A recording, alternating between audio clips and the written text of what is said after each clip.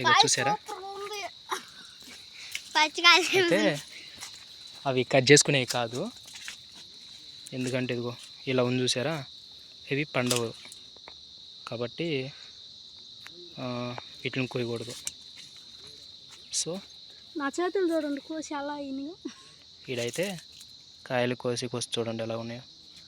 Clarity లేదనుకుంటా కదా, నిజం అన్నేమో బాగున్నాయి, ఏదో ఒకటే చనిపోయింది పాపం.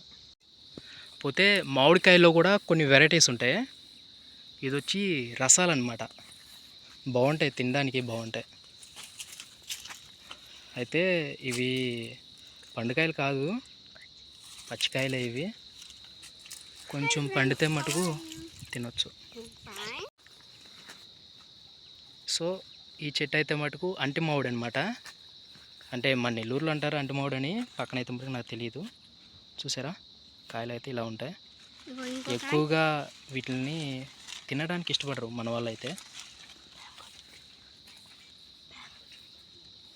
ఇది పండడానికి వచ్చేసింది. ఇదిగోండి ఇది పండడానికి వచ్చిందంట. చూసారా కలర్. ఇవన్నీ ఆ చెట్లే.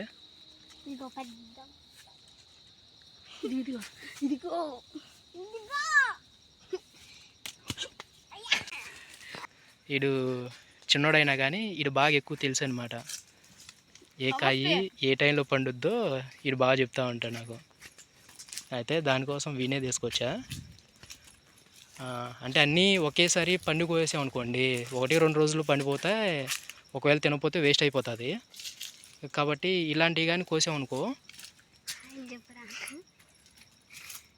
ఇలాంటివి కోస్తే మటుకు ఒక 10 days అలా ఉంటుందంట. 5 days 5 days ఉంటుందంట. చూసారా నాకంటే డాడీకే ఎక్కువ తెలుసు.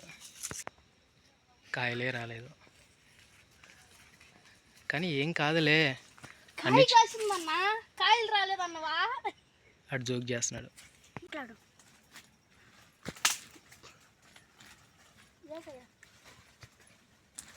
నేను చెట్టు ఎక్కుతారా అన్నా కానీ ఇది అసలు నన్ను ఎక్కనీయకుండానే మా తమ్ముడు ఎక్కుతా ఉన్నాడు. అదిగో ఆ కాయలు అయితే ఇవి చూసారా, ఇవి ఈ కాయలు అయితే బోండాలంట వాటి పేరు. ఇదిగో ఆల్రెడీ మా తమ్ముడు కోసుకుని వస్తున్నాడు. కిందకి రా దాన్ని.